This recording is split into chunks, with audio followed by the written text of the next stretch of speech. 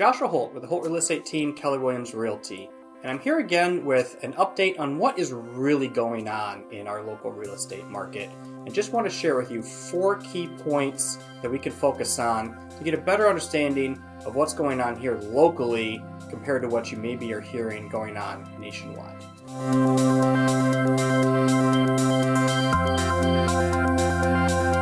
So first and foremost, I think the number one thing that people keep hearing about what's going on out there in terms of the economy and how it might impact the housing market are the fears of a recession and what impact that will have.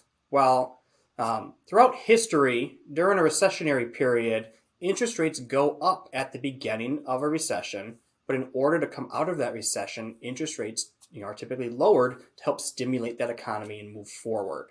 So if you look at this particular slide here, it references the last 6 recessions that we have gone through as a country, and obviously that impacts local market as well. And it shows you what has happened where the interest rates started out at a level and then dropped every single time. So including the most recent one at the start of the COVID pandemic. So, the point being is that, we're in uncharted territory right now. So there's a lot of talk about recession and a lot of talk about the impact on mortgage rates and where they're going, and a lot of volatility. The other thing that I would point out when we're talking about a recession is, and I've shared this slide with you all before, recessions don't equal a housing crisis. Once again, referencing those same last 6 recessions, you'll see that 4 out of the 6 times home values actually continued to appreciate and not depreciate during a recession that we had. So what does that mean? It means, simply put, just because you're seeing, news about a recession doesn't mean that it's going to have a direct impact and you're going to see all of a sudden, massive impact to the housing market. A couple other points then to talk about what is really going on with housing inventory. It seems out there, the feeling is that more homes are on the market and we're seeing an increase in listings. Well, yes, there's been a pickup in inventory, we've seen recently, but it's not from an increase in new listings. It's rather driven by a slowdown in the pace of sales. So remember, this month's supply measures the inventory of sales relative to the pace of sales. So same inventory out there, but fewer sales means more month supply. If you look at this slide here, it references month over month since the beginning of the year. Yes, we have seen an increase in monthly inventory, yet where we're at is still nowhere near where we need to be to meet the demand of the buyers that are out there. We're still significantly entrenched in what would be historically called a seller's market, and we're not seeing enough inventory to see that change to the other direction. So what does that all mean?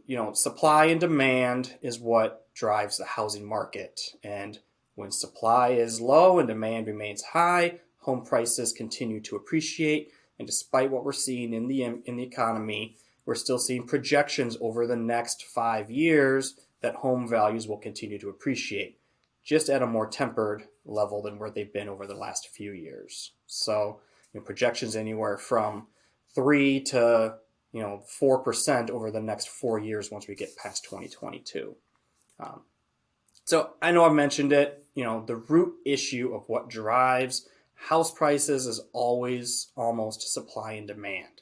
Now interest rates can affect that, and so that is the wild card here, is what really happens with interest rates could completely change. So what we talk about in the next few months could be completely different information, because if interest rates do go skyward more, and I'll share in a minute here kind of why I think that could be a possibility, then that we may have a different story. But right now, we're still dealing with supply and demand. We're dealing with it because you can see here by this slide, we went through 14 straight years of below the 50-year average of new homes being completed. And so we are still in a huge deficit in homes needed just to meet the current demand, not to mention that we have more and more people entering those peak home buying ages and they're ready to come in and buy a home, and there's just not the inventory there.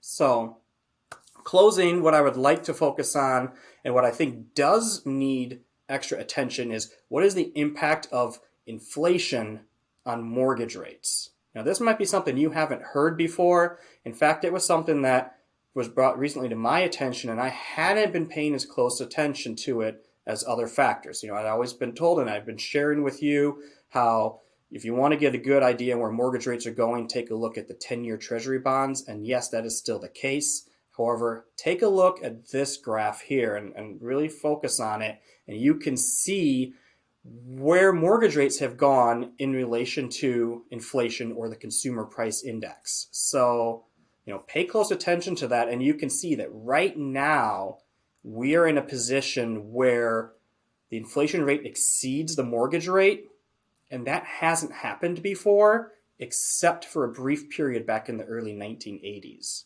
So, bottom line, if you want real facts, listen to those here in the local market, like myself, that are studying what is going on, and don't just rely on what you read and hear at the national level.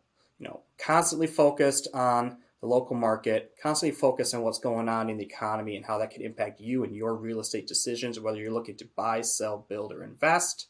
So once again, Joshua Holt with the Holt Real Estate Team. Thank you for taking the time to watch our video today.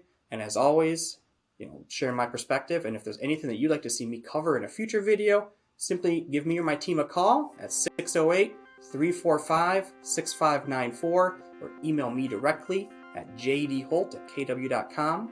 Thank you for taking the time to watch our video today, and be well.